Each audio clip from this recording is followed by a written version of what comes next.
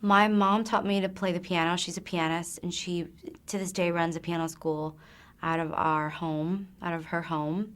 So every like Tuesday and Wednesday, there'd be an just after school group of kids, and then the more like the older kids that would come later, and they'd just like pile into our house. We had 7 pianos, and I was always the youngest one, and I think I was a little bit spoiled because I could kind of come in and out of class as I wanted because I was her daughter.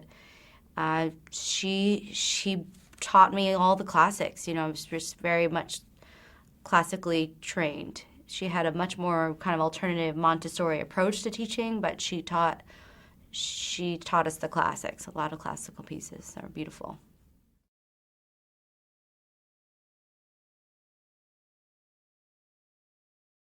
I think the most important thing for any musician, songwriter that's starting out is to just remember to stay very connected to what inspires you, and even if it's different from what inspires other people or other people are not quite getting it, really flesh out your own idea and be as honest as you possibly can.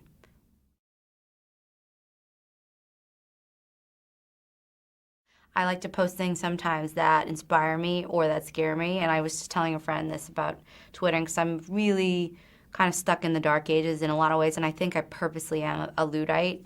But I'll post the things that inspire me scare other people. So I find that people most of the time are like, "What are you talking about?" Which I don't mind. I think if there's someone out there who's like connecting to the little bits of a story or a clip from YouTube or something that I dig, then that's good.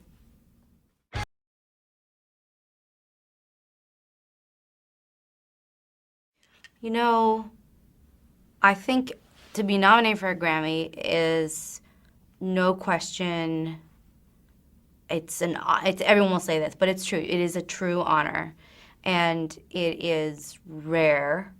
And I think for when I was nominated, I was young and really just not able to put things in perspective.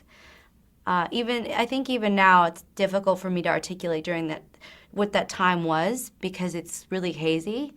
I do know that even to this day, I can't believe it now, and I think it's extraordinary, and I feel lucky. I do feel lucky. I'm not sure if I deserved it. I mean, I don't know. Well, I feel it's a special thing for sure.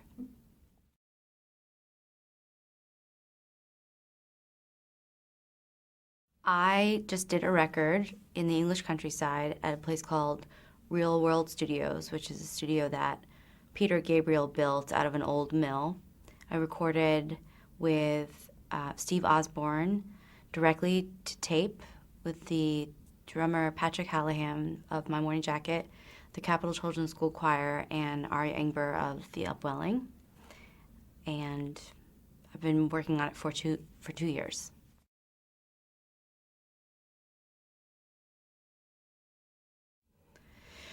Recording at Real World was like going into some other dimension, to some other mystical time in the forests or the Shire. I call it the Shire. It's just like being in Lord of the Rings or something. It's like a sanctuary and very quiet, very beautiful.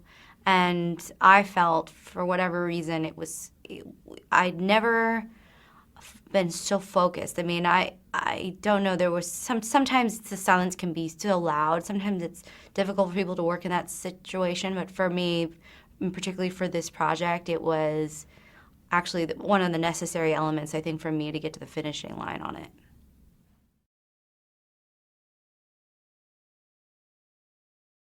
I think in the beginning process of writing this record, Stephen Hawking's A Brief History of Time was the jumping off point, the catalyst for a lot of the ideas that ended up being skeletons for songs, particularly Tall Tales for Spring.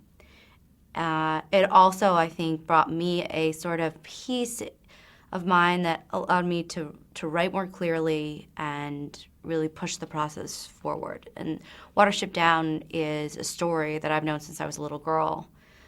Again, a very English story written by Richard Adams. I revisited the book a couple years ago, and when I reread it again when I was about 28, it became a book that was in a kind of a mythological tale, because it's really very much just dripping in metaphors. It's very much a myth to me.